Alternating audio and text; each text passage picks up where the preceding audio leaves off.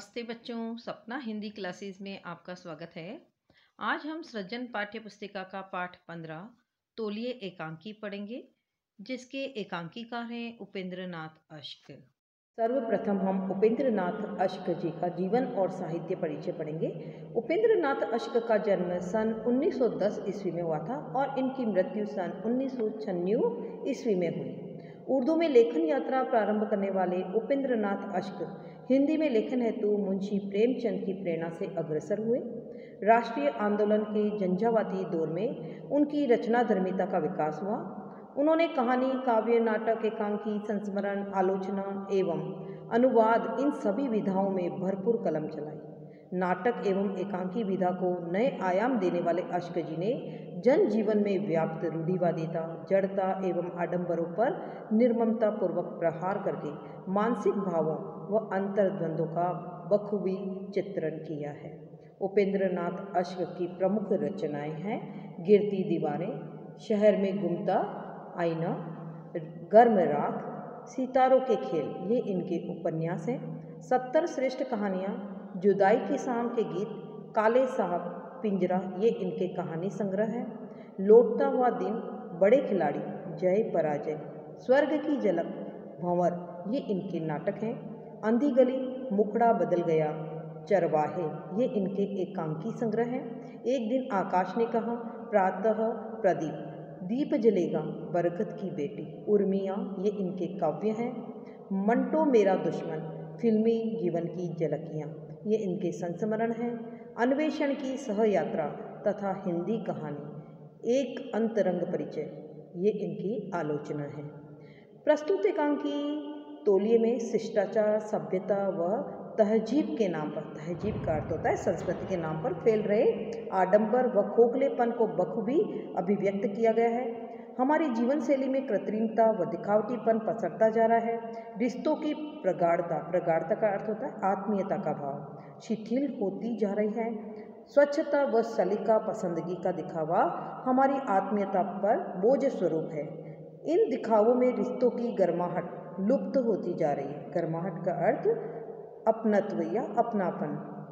सहजता एवं सरलता से जीवन जीने में जो खुशी एवं आनंद मिलता है वह अन्यंत्र दुर्लभ है। जीवन का रस या बाह्य तड़क भड़क में न होकर बल्कि अंतर की दृढ़ता में होता है।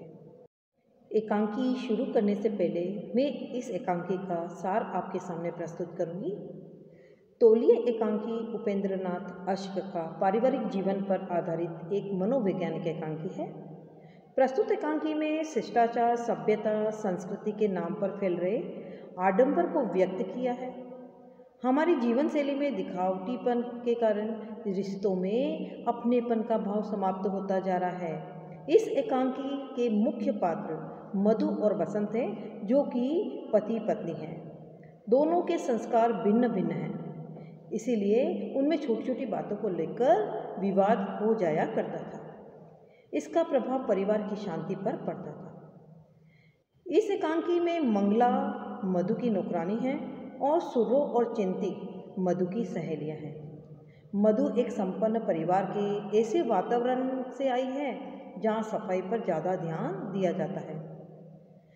वह साफ सुथरा रहने पर जोर देती है। उसकी जीवन शैली में कृत्रिमता या सफाई को लेकर दिखावा अधिक दिखाई देता है। उसका पति बसंत गरीब परिवार में पला बड़ा हुआ है। बसंत को भी सफाई पसंद है, किंतु सफाई को सनक बना लेने के बाद से वह चिढ़ता है। बसंत की आदत थी कि वह कोई भी तौलिया जो हाथ में आता इस्तेमाल कर लेता था, जबकि मधु चाहती थी कि बसंत अपना तौलिया और किसी काम के लिए निश्चित तौलिए का ही प्रयोग करे। इसी बात को लेकर दोनों पति पत्नी में प्राय विवाद हो जाता था।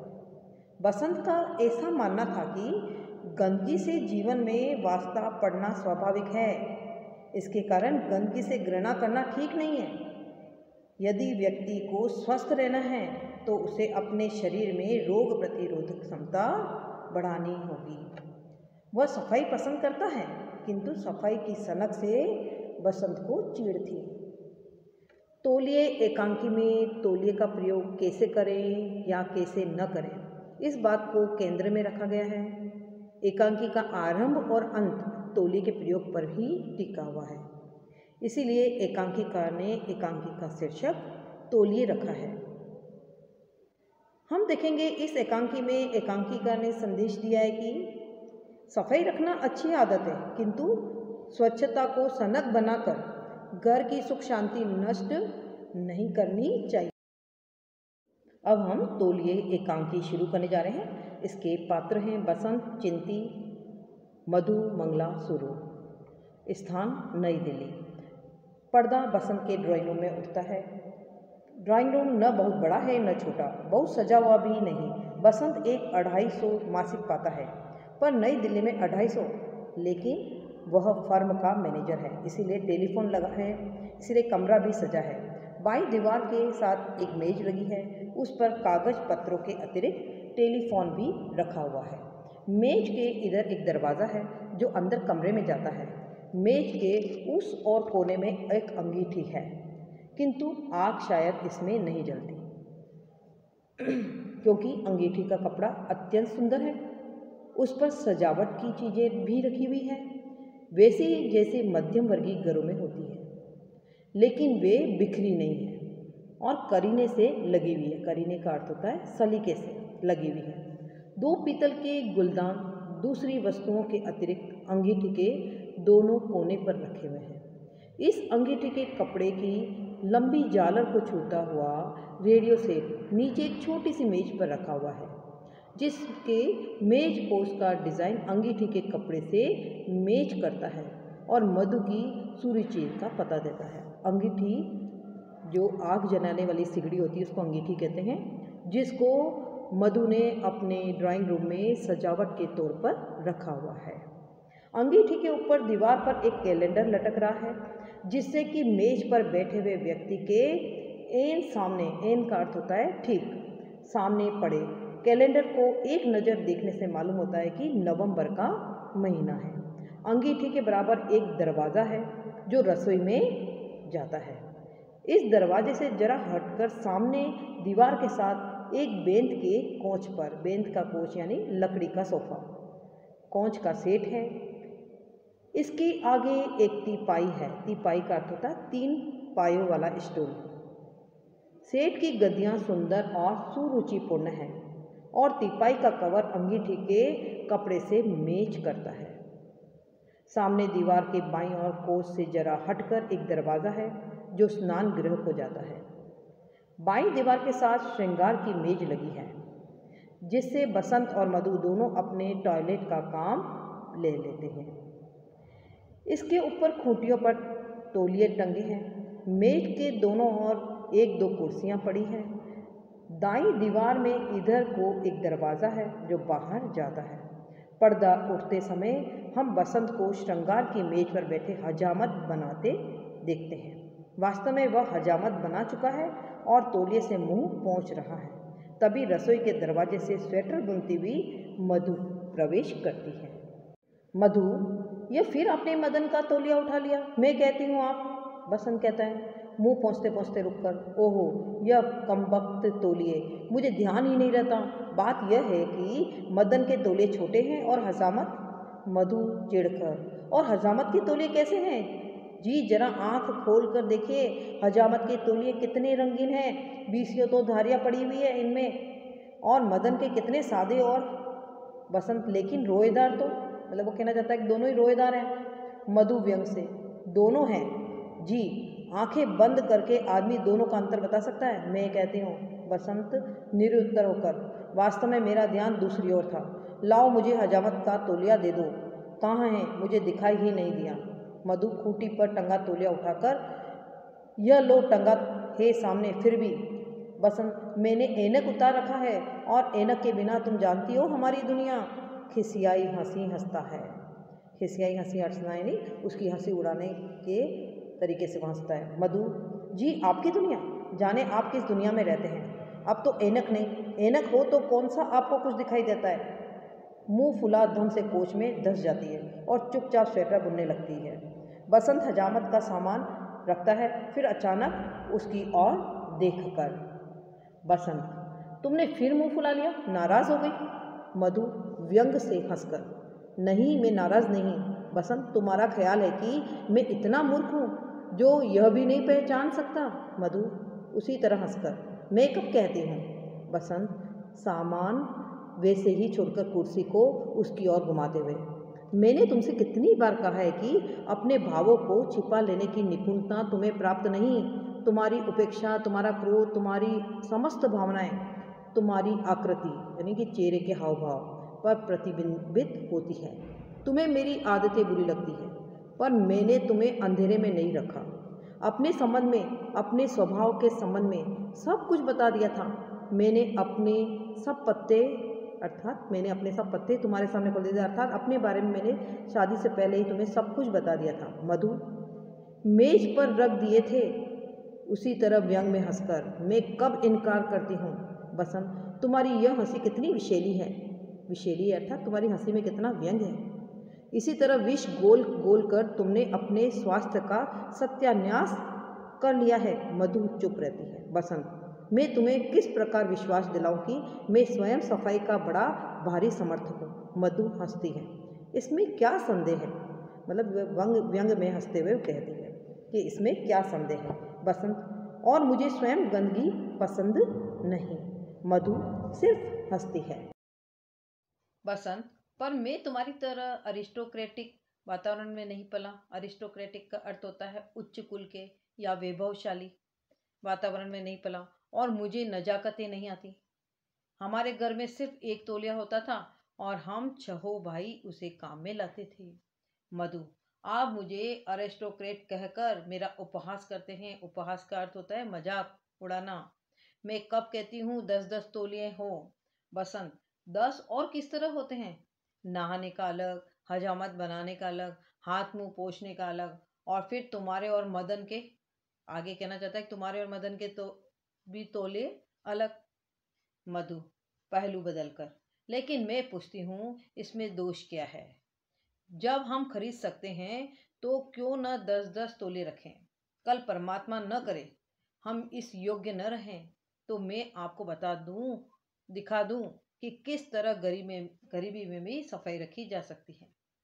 तौलिए न सही, खादी के अंगोछे सही, कुछ भी रखा जा सकता है, लेकिन जिस तौलिए से किसी दूसरे ने बदन पोंछा हो, उससे किस प्रकार कोई अपना शरीर पोंछ सकता है? बसंत, मैं कहता हूँ हम 6 भाई एक ही तौलिए से बदन पोंछते रहे। मधु, लेकिन बीमारी? बसंत, हम में से किसी को कोई बीमारी नहीं हुई। मधु, पर चर्म रोग का अर्थ होता है स्किन एलर्जी, तो स्किन एलर्जी तो हो सकती है। बसंत, तुम्हें और मदन को तो कोई बीमारी नहीं, और फिर रोग इस तरह नहीं बढ़ता। रोग बढ़ता है कमजोरी से। हमारे शरीर में रोग से लोहा लेने वाले लाल कीटाणु कम हो जाते हैं तब। चूहा सेदनसा की बात जानती हो? मधु, चूहा सेदनसा? चूहा सेदनसा एक स्थान का नाम है। फिर बसंत कहते हैं, शिकार करने के विचार से कुछ अफसर चूहा सेदनसा गए। उनमें अमेरिका के रॉक फेलर ट्रस्ट के कुछ डॉक्टर भी थे। लंच के समय उन्हें पानी की आवश्यकता पड़ी। बेरे ने आकर बताया कि गांव में कोई कुआं नहीं है, लोग जोहड़ का पानी पीते हैं। डॉक्टरों को विश्वास नहीं हुआ। जोहड़ क्या होता है? जोहड़ कहते हैं कच्चा जो तालाब होता है उसको जोहड़ कहते हैं। डॉक्टरों को विश्वास न हुआ क्योंकि जोहड़ का पानी मेला चिकट था, यानी जोहड़ का पानी जो है बहुत गंदा था। ऐसी कोई ही बीमारी होगी जिसके कीड़े उस पानी में न हो। और चूहा सेदन शाह के जाट हष्ट पुष्ट लंबर तड़ंगे। मधु, तो क्या आप चाहते हैं हम जोहड़ का पानी पीना शुरू कर दें? हंसती है। फिर मधु व्यंग में हंसती हुई अपने पति से कहती है, तो क्या आप क्या चाहते हो, हम भी जोहड़ का पानी पीना शुरू कर दें? बसंत उठकर कमरे में घूमता हुआ, तुम इस बात पर अपनी विषाक्त हंसी बिखेर रही हो। विषाक्त हंसी यानी व्यंग्यात्मक हंसी बिखेर रही हो। तुम मुझ पर व्यंग कर कर हंस रही हो। उसके सामने रुककर, तुम्हें मालूम हो कि अमेरिका के डॉक्टर वहीं रहे। एक जाट के रक्त का उन्होंने विश्लेषण किया। मालूम हुआ कि उसमें रोग का मुकाबला करने वाले लाल कीटाणु रोग की मदद करने वाले कीटाणुओं से कहीं ज्यादा है। तब उन्होंने वहां के लोगों की खुराक का निरीक्षण किया। पता चला कि वे अधिकतर दही और लस्सी का प्रयोग करते हैं। और दही में बहुत सी बीमारियों के कीटाणुओं को मारने की शक्ति है। बीमारी का मुकाबला इन नजाकतों और नफासतों से नहीं होता, बल्कि शरीर में ऐसी शक्ति पैदा करने से होता है जो रोग के आक्रमण का प्रतिविरोध कर सके। फिर घूमने लगा। यानी कि यहाँ बसंत मधु को बताना चाहता है कि शरीर में रोगों से लड़ने की क्षमता होनी चाहिए। ये स्वच्छता का दिखावा करने से रोगों से बचा नहीं जा सकता। फिर मधु कहती है, मैंने चूहा सैदन शाह की बात सुन ली। मेले तौलिए से, मेले का अर्थ होता है गंदे, गंदे तौलिए से शरीर में लाल कीटाणु फैले या श्वेत, मुझे इससे मतलब नहीं। मैं तो इतना जानती हूँ कि बचपन ही से मुझे सफाई पसंद है। यानी कि बचपन से ही मधु को सफाई की सीख मिली है। उसने अपने परिवार में यही सब कुछ देखा है और यही सीखा है। अब वो अपने आप को बदल भी नहीं सकती। अब तो सफाई रखना उसके व्यक्तित्व का एक अंग बन चुका है। फिर वह आगे अपने मामा जी के बारे में कुछ कहना चाहती है। मामा जी आगे कुछ कहना चाहती है। बसंत उसकी बात बीच में काट देता है और बसंत कहता है, तुमने फिर अपने मामा और मौसा की कथा छेड़ी। माना वे विलायत हो आए हैं, किंतु इसका यह मतलब तो नहीं कि जो वे कहते हैं वह वेद वाक्य है। वेद वाक्य का अर्थ होता है सब सच है। उस दिन तुम्हारे मौसा आए थे, उन्होंने हाथ धोए तो मैंने भूल से तौलिया पेश कर दिया। मधु के पास जाकर उन्होंने दांत निपोड़ दिए। दांत निपोड़ने का अर्थ होता है अशिष्टता से हंसना, नकल उतारते हुए। फिर बसंत मधु के मासा जी की नकल उतारते हुए कहता है, मैं किसी दूसरे के तौलिए से हाथ नहीं पहुंचता। और वे अपने रुमाल से हाथ पोंछने लगे। मैं पूछता हूँ, अगर वे उस तौलिए से हाथ पोंछ लेते तो उन्हें कौन सी बीमारी चिमट जाती। मधु, अब यह तो। बसंत, तो और तुम्हारे मामा जी। वापस जाकर फिर मेज पर बैठ जाता है। तुम्हारे जाने के एक दिन बाद मैं उनके यहाँ गया, रात वहीं रहा। दूसरे दिन मुझे सीधे दफ्तर आना था। कहने लगे हजामत यही बना लो। मैंने कहा, मैं एक दिन छोड़कर हजामत बनाता हूँ। हजामत का अर्थ होता है सेविंग। मुझे कोई ऐसी जरूरत नहीं। जब उन्होंने अनुरोध किया तो मैंने कहा, अच्छा बनाए लेता हूँ। जब वे एक निकृष्ट सा रेजर ले आए, निकृष्ट का अर्थ होता है बेकार, बेकार सा रेजर ले आए और कहने लगे नकल उतारते हुए, मैं अपने रेजर से किसी दूसरे को हजामत नहीं बनाने देता। फिर बसंत ने मधु के मामा जी की नकल उतारते हुए कहा कि तुम्हारे मामा जी ने कहा था कि मैं अपने रेजर से किसी दूसरे को हजामत नहीं बनाने देता, इसीलिए मैंने मेहमानों के लिए दूसरा रेजर रख छोड़ा है। क्रोध के मारे मेरा रक्त खोल उठा। अपने आप को रोककर मैंने केवल इतना कहा, रहने दीजिए, मैं घर जाकर सेव कर लूंगा।